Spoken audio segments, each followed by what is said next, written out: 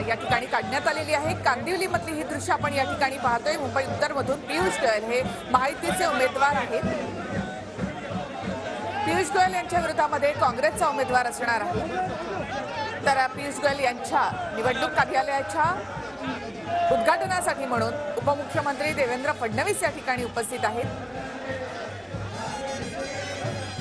पदयात्रा काढत पियुष गोयल यांनी आपल्या प्रचाराचा नारळ या ठिकाणी फोडलेला आहे। स्वतः देवेंद्र फडणवीस पियुष गोयल यांच्या या पदयात्रेमध्ये सहभागी झाले। कार्यालयाच्या ठिकाणी देवेंद्र फडणवीसांचं स्वागत करण्यात आलेलं आहे। आशिष शेलार, प्रवीण दरेकर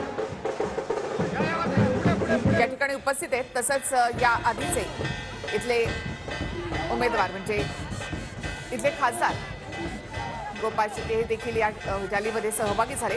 थेट आपण जाऊयात आमचे प्रतिनिधी विनायक डावरून यांच्याकडे। विनायक, पियुष गोयल यांच्या कार्यालयाचं उद्घाटन देवेंद्र फडणवीस यांच्या हस्ते होतंय। थेट दृश्य आपण या ठिकाणी पाहतोय। प्रचाराचा नारळ फोडला।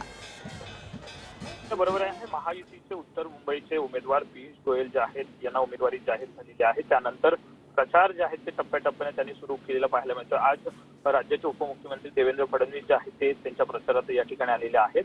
त्यांच्या निवडणूक कार्यालयाचं उद्घाटन जे आहे ते आता या ठिकाणी पार पडतं आणि त्यानंतर एक छोटीशी रॅली जी आहे ती होणार आहे आणि एक त्यानंतर सभा जी आहे ती होणार आहे। स्वतः उपमुख्यमंत्री देवेंद्र फडणवीस जे आहे ते संबोधित करणार आहेत।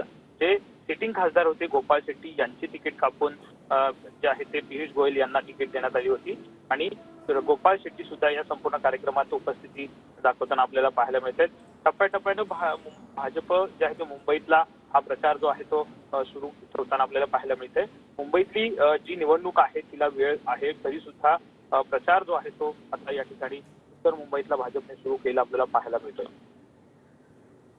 धन्यवाद विनायक एकूणच माहितीबद्दल। तर पियुष गोयल यांच्या प्रचारासाठी देवेंद्र फडणवीसांची रॅली, पियुष गोयल यांच्या कार्यालयाचं उद्घाटन या ठिकाणी देवेंद्र फडणवीस यांच्या हस्ते करण्यात आलंय। पियुष गोयल यांनी कांदिवलीमधून आपल्या प्रचाराचा नारळ फोडलाय।